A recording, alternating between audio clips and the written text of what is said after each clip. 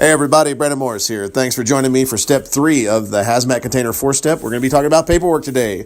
Quick review of the 4-step. You're going to use the shape of the container to keep you safe long enough to see placards and markings. When we're talking about shapes of the containers, the more round a container is, the more pressure it can hold. Is it square, hauling solids? Is it really rounded or cigar shaped for high pressure containers? Does it have a manway on the top? We're looking for all those signs to tell us how close we can get so that we can see placards and more markings on the side of the container.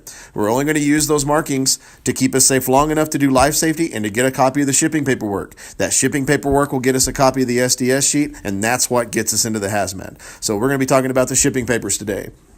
The different type of paperwork you're going to run into varies based on whether you're talking about highway or rail.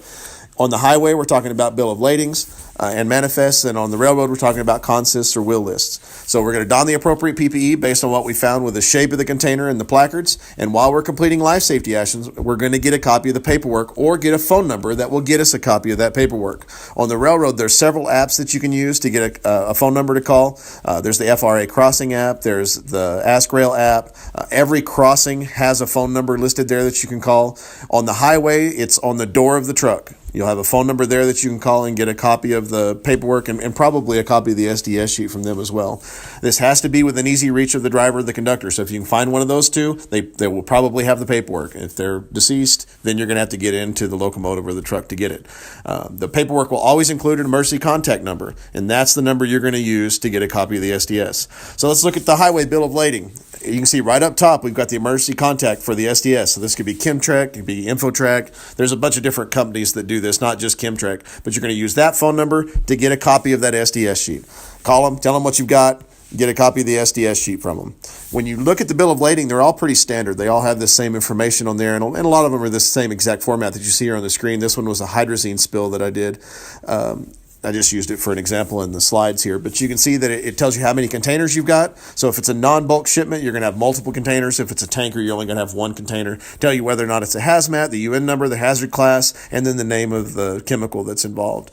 It doesn't tell you a lot about what it looks like, what it smells like, what the vapor pressures are. None of that is on this form. We just use this form to get that SDS sheet, and the SDS sheet contains all that information. Another thing you'll see on the highway is a hazardous waste manifest.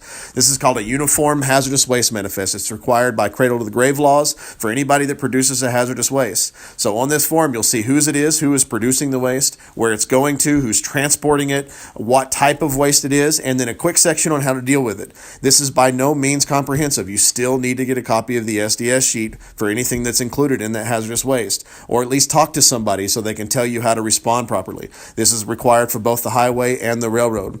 When we switch over to the railroad side, we're going to have what's called a wheel list or a consist. Within that paperwork, you'll have emergency response information on most railroads. Most of the Class 1 and Class 2 railroads contain this information. This is much better than the information you're going to get from the ERG because it's specific to that chemical.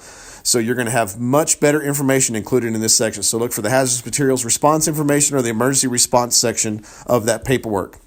Also in that paperwork, we're going to have the same information that we have on the highway. This is going to be carried by the conductor, and it includes each car listed separately and what the contents of that car are. So we've got the head-end locomotives listed here. Don't forget that there's hazmat in those locomotives. There's fuel, there's acid, there's stored energy. On this consist, we've got a buffer car that's required to separate the manned locomotive from the hazmat. There's different laws that we'll talk about later in a different module on that. And then we've got the first loaded car there in the square. So as you go down the consist, just draw squares around each loaded car. They're identified by block numbers. So block 2, block 3, block 4, block 5, all the way, block 100. Just draw little squares around those if you actually have a paper copy of this consist to help you out, because within each of those blocks, the same information that we talked about on the highway is present, whether or not it's a hazmat, what the UN number and hazard class is, and then emergency contact information so that you can get a copy of that SDS sheet.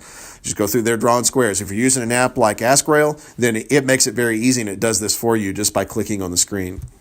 Once you get a copy of the SDS, we're looking for things like vapor pressure, for color, for smell. We're looking for exposure considerations, what it does to us once it gets to us, what type of PPE you should be wearing, more phone numbers if you need further information about the chemical itself. This is all contained in the SDS sheet. So the most important part of this is exposure considerations. What happens when that breaks through my suit? What happens if I get a tear or a zipper fails? What type of symptoms I should be looking for? Is it just tingling of the skin? Can I expect fatigue, burning of the eyes? All that's included in the SDS ABS sheet. And that's probably the most important thing you're going to pull off there. In addition to the color, the shape, size, smell, all the things that come along with that chemical. So just a quick 5-minute review of paperwork. Thanks for joining me. Sorry I went a little bit over my time there, but hope everybody has a great day and learned something today.